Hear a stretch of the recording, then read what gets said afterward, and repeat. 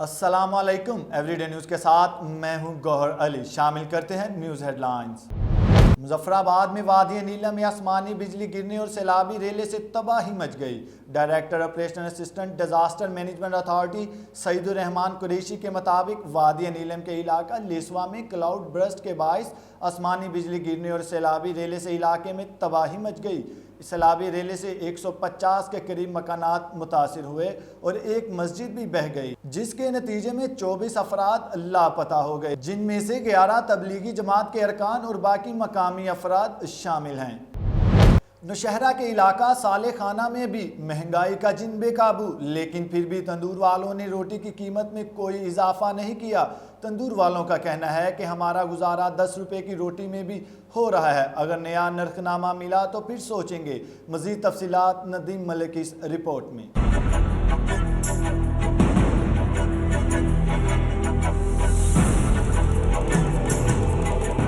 نوشہرہ کے علاقے صالح خانہ میں مہنگائی کا جن بے قابو تو ہوا، مگر تندور والوں نے صبر و تحمل کا مظاہرہ کرتے ہوئے روٹی کی قیمت میں کوئی اضافہ نہیں کیا۔ تندور والوں کا کہنا ہے کہ ہمارے پاس پہلے سے نرخ نامہ موجود ہے اور ابھی تک نیا نرخ نامہ نہیں ملا۔ اگر نئے نرخ نامے میں روٹی کی قیمت 15 روپے مقرر کی گئی ہو تو پھر مجبوراً ہمیں بھی روٹی کی قیمت بڑھانی ہوگی۔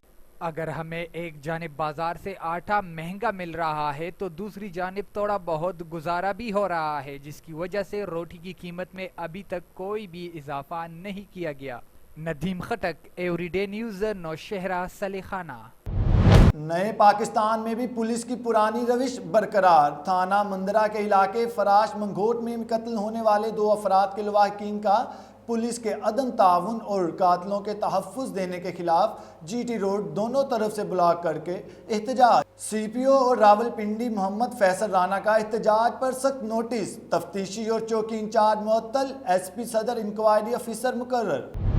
وزیر اعلیٰ سندھ سید مراد علی شاہ کے گاؤں وابر کا رہائشی 7 سالہ بچہ محبوب علی پنہور کینسر جیسے موذی مرض میں مبتلا ہے۔ گھر کا سارا سامان بیچ کر علاج کروایا، لیکن بچے کی حالت دن بدن بگڑتی جا رہی ہے۔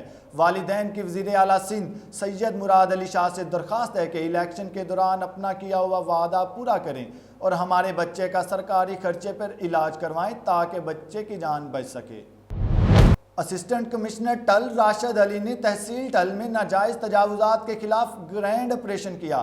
آپریشن کے دوران دکانوں کے سامنے قائم ناجائز تجاوزات کو ہٹا دیا۔ کئی دکانداروں کو موقع پر دکانوں کے سامنے قائم ناجائز تجاوزات پر بھاری جرمانے بھی عائد کیے۔ Inspector general police Punjab captain retired Arif Nawaz Khan کی ہدایت پر چنیوٹ پولیس نے عوام کی سہولت کے لیے موبائل خدمت مرکز کا باقاعدہ آغاز کر دیا ہے۔ پولیس موبائل خدمت مرکز کے ذریعے عوام کو پولیس سروسز حاصل کرنے میں آسانی ہوگی۔ پولیس موبائل روزانہ کی بنیاد پر شہریوں کو ان کی دہلیز پر خدمت فراہم کرے گی۔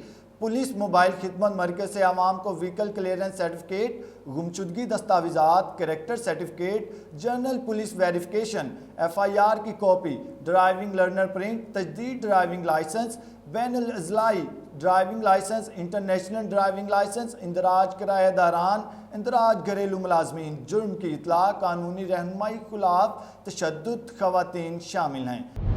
چنیوٹ میں قبضہ مافیا کا دور ختم، ڈی پی او کی طرف سے تمام ایس ایچ او کو قبضہ مافیا کے خلاف آپریشن کی ہدایت کر دی۔ انسپیکٹر ظفر اقبال ایس ایچ او تھانہ بھوانا کی سربراہی میں پولیس کا قبضہ مافیا کے خلاف ایکشن، 4 ملزمان کو اسلحہ سمیت گرفتار کر لیا گیا۔